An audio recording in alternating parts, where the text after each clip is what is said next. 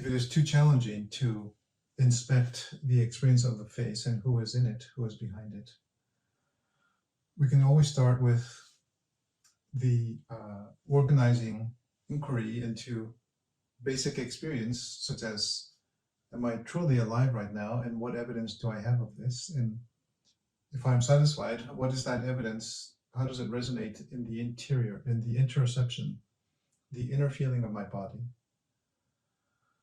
And if I'm alive and I look around, I am alive in this place. Is this place actually safe? What evidence do I have that it is safe? Is there anything disturbing that I need to run away from that is here right now, where I'm alive? And if I do not find anything, then I need to refer it to interoception, to the inner feeling of my body. This is what it feels like to be alive and to be safe. And in this process of orienting to the environment, it's very easy to discover, even in the visual realm, anything that is interesting or attractive. Like I saw the flowers and I was taken aback because they're so bright. And they're right there too.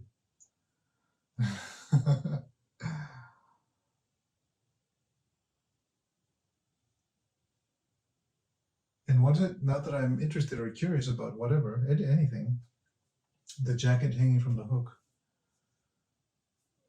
I don't know what it means, but it is pleasant to look into it. It is just itself. Like everyone, we're just ourselves. Everything is just exactly as it needs to be,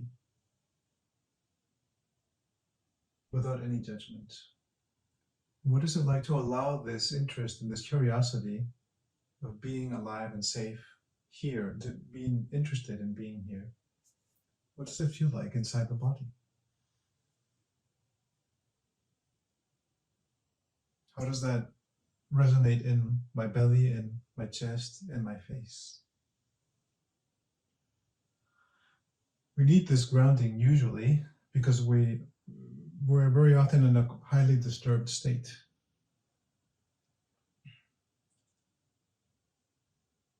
So we cannot really inquire into other aspects such as our face because it's too dangerous. We are not really aware of it yet. We need to come to our senses first.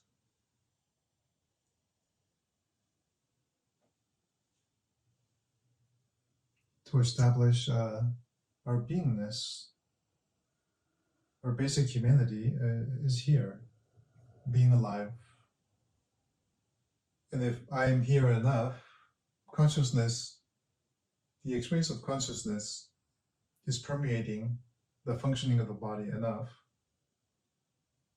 then and only then is it possible to really begin to enjoy being here and to look into whatever may be disturbing that enjoyment.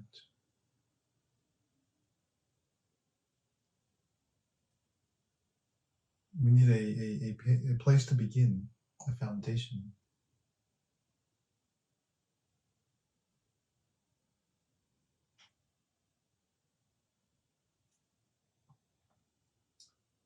But this initial movement is really towards integration and